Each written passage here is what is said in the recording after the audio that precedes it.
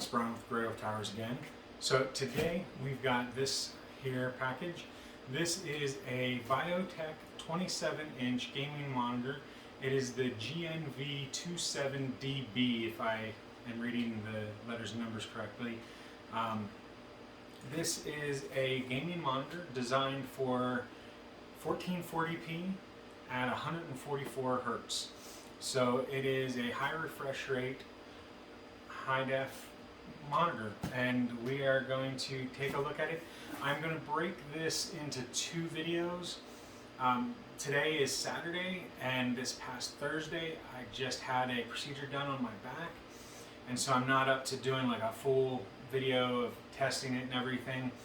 So what I'm going to do is I'm going to do an unboxing of it, show you what you get for the, I want to say it was $249.99 plus tax. So roughly 280 bucks here.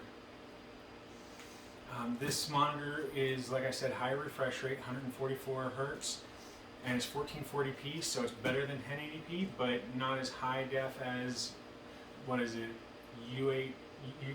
UHD for 4K. So let's take a look at this monitor and see what we get for 250 to 300 bucks range. It was like $249.99 plus tax. It's like $275, $280 after tax. This is a 27-inch, 144 Hertz, 1440p monitor with the curve to it, so it'll be a nice look to it. But let's take a peek here and see what we get for our money. Now the package says 15 pounds. Yeah. So it is on the heavier side. It is not quite as heavy as a desktop, but it is getting close to it. Alright. So here we go.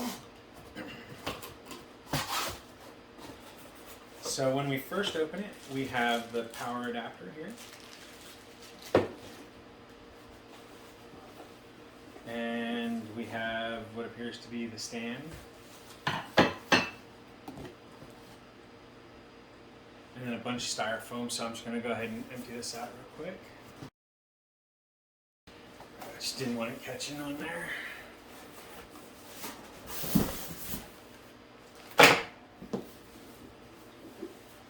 So part of it did stay inside, so it came out pretty easily here. Before we get into the actual monitor itself and assembly, let's go ahead and take a peek here. So here we've got a screwdriver, looks like a DisplayPort cable, power cable, and the instructions. So there is a bit there.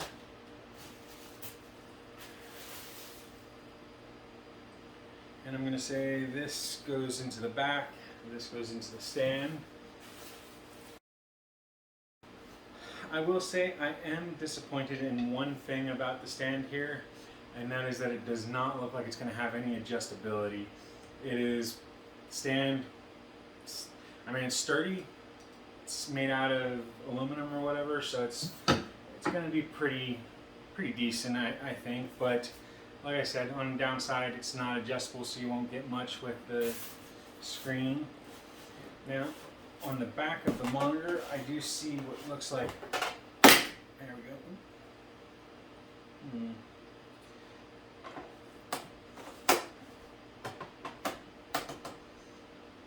That's not any good. Well, looks like it breaks really easily if you're not careful. That's just the panel that goes to the input-output section. So where the DisplayPort and HDMI and audio, just that little bit trying to pull it out of place broke the tab on that. So far I'm not being impressed, which sucks because I was really looking forward to this screen.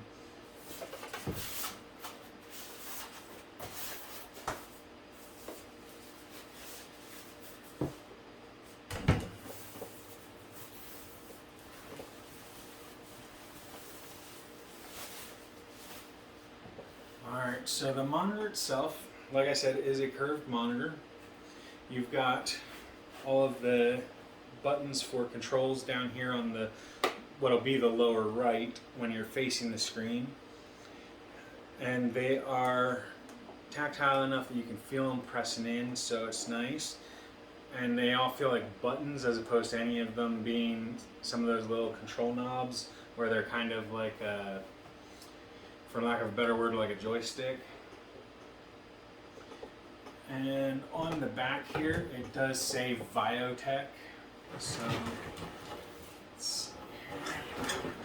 you should be able to read that in the video there. And then at the bottom of the front of the screen it says VioTek as well. So it looks like for where the stand goes in, it just kind of clicks into place and everything. But I'm going to have to screw that into place, it looks like, so we'll have to set this.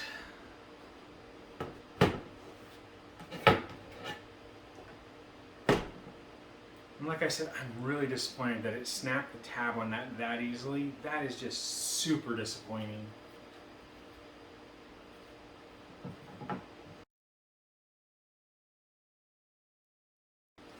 So it looks like there's going to be one screw here, one screw there, and then one screw on the bottom, and it looks like they gave us 4 screws, so.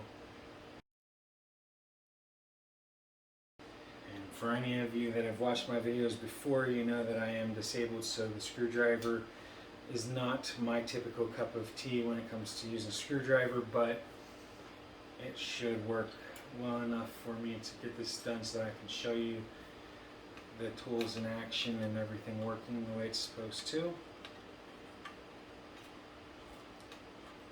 And I live in southern Utah where it is up in the mountains, so there's a lot of wind outside, and so you'll hear wind, you'll hear cars because I live in a small city, and you'll hear whining going on in the background. I apologize, but I've got things running that I just can't stop right now, and so there's going to be some noise.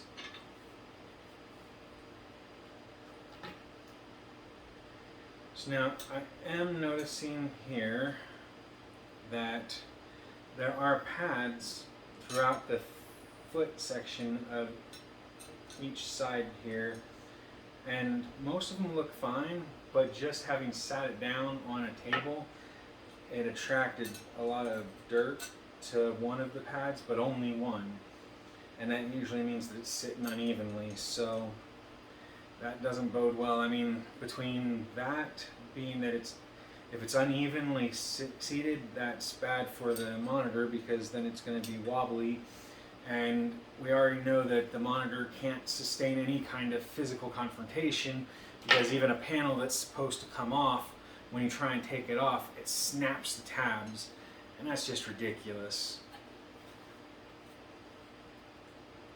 There we go. Now, it is holding the monitor, so we do have a stand that's capable of that. It does have some tilt, so you do have a little bit of viewing angle change. So now when you take off the rear panel piece, which, like I said, the one tab just snapped right off, for $250 to $300, you would expect better than that. So on the back here, I am seeing for DC, which would be the power, then there's 3 HDMI connections and a DisplayPort connection, and then the audio, and that goes on the layout from your right when you're looking at the screen. It's DC, which is going to be the little laptop style charger end, which is kind of disappointing as well. A power cable from an actual computer would be more universal, whereas this is going to require the special brick. So there are a couple of disappointing items that aren't deal breakers because this is a budget monitor. But I'm going to tell you right now, if I know that things are going to break that easily, I'm not going to buy them. So yes, it may only be a port cover that hides the cable tips, but if that breaks that easily, how do I know that the mount isn't going to break, or that the leg isn't going to break, or that I go to push the power button and the power button's not going to break? Or how do I know that the whole backing isn't going to just fall off someday, you know, from just normal use? If it's able to break this simple piece just by pulling on it, which it's intended to be pulled on, that's not a good sign. So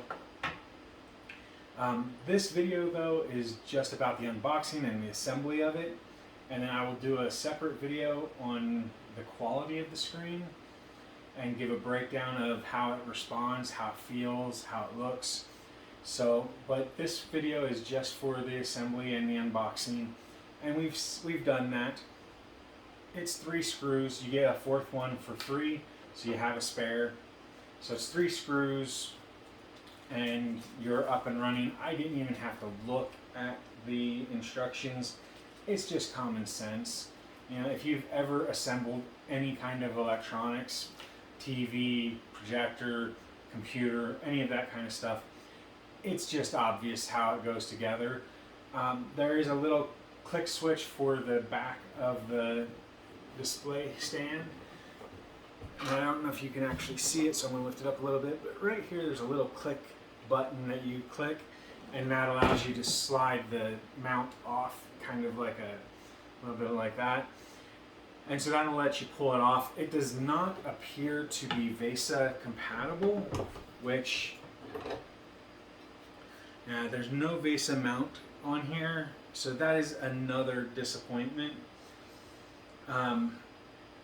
One of the things I was hoping to do with this is to save some desk space by mounting it onto a arm and have the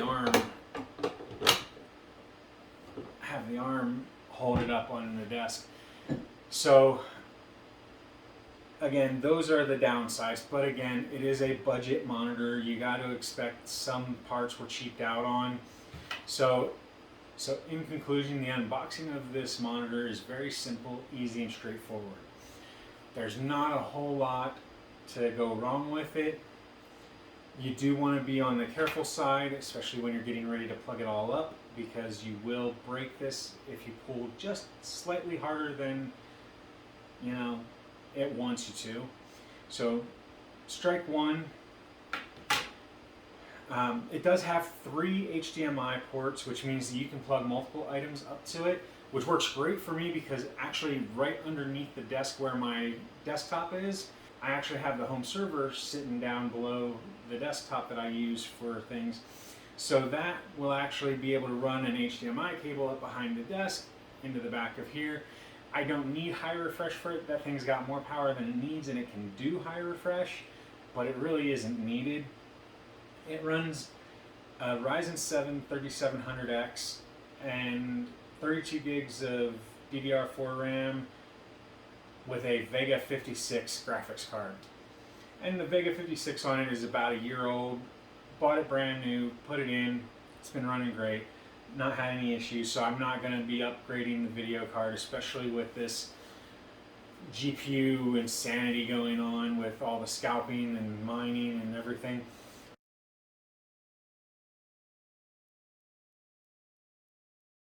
So, in short, we have the VioTek GNV27DB gaming monitor, which is 27-inch, curved screen, has 3 HDMI ports, a display port, an audio jack, but we'll go over that in the video showing off the actual usage of the monitor. So the monitor itself looks decent, looks nice, looks well designed, and I'm hoping that it performs really well. But we do have the 2 negatives, so 2 strikes just on unboxing it. One is the cheap panel on the back, and 2 is the lack of Vesa mounting option. So we cannot mount it on the wall, we cannot mount it on an arm. It has its stand and that's it, and the stand is just a stand. The only mobility that it offers is the monitor tilts. That is it. No turning, no up and down, nothing. That's it. But it should get the job done. And for a budget monitor, 1440p, 144 hertz, under $300, you get what you pay for. So I am disappointed in VioTek's manufacturing of cheap parts on it and skimping out on simple connections that would normally be on a monitor this size. But at the price point, I also understand it. So in short, would I buy one? It would depend. If I can find a brand that's not going to give me faulty parts out of the box, then I'm going to go with that brand. At this price point, there are not going to be many options. I think I saw 3 that were in the $250 to $300 price range, and that's why I got this one. There just are not a lot of options for 27-inch curved screen, 1440p, 144 hertz. It's a hard to get price range. Typically, you want the nicer stuff, you're going to pay $350 to $500 or more. So do keep that in mind. For a budget monitor, this is what you get. Would I buy one again? I don't know. Probably not. I mean, the fact that this broke off, just pulling it off to be able to get at the spot was kind of disappointing to me. Would I recommend it? If you're on a budget, have no more than $300 to spend, yes. I would say it's probably going to be worth it. But we'll look at the video that I make next on this monitor to make sure that it plays and performs well. And as long as it performs well, then yes, I would recommend it if you're on a budget of less than $300. If you have more than $300, I'd look at other options and probably go with a different brand. I have been really happy with my Sceptre brand monitor that I did the video of, which I'll probably link up above here somewhere during this video, which may have already passed. But that monitor is an El Cheapo brand. I want to say I paid like $200 for a 27-inch curved screen, 185 hertz monitor. Now mind you, it's in 1080p, but it's 185 hertz. Love it, haven't had any problems with it. It's done great. So I definitely do recommend that one. I'll see about doing a link down below for this as well as the 1080p monitor. See if we can get those going. If that one has gone up, or if this one has gone up, I may link an alternative to it instead. But I'll give you guys something down there. It will be an affiliate link, so it will not cost you any extra, but it'll give me a little bit of a kickback to help promote the channel. So anyway, I hope that taking a look at this VioTek GNV27DB monitor was informational to you. If you found the video educational or informative, make sure you hit the like button down below. If you have any questions about myself, the channel, or the product, make sure you leave those down below. But like I said, we will be doing another video. I just can't sit for this long with my back. But I'll be doing another one showcasing the performance of it. Probably a little bit of an odd angle, but you'll be able to see it actually playing a game or two. And then, if you haven't already, make sure you hit the subscribe button that should be up here in this general area. And that will help to keep you up to date on our new videos and our community section. And so I hope that you all had a great day. Hope that you enjoyed the video. Bye for now.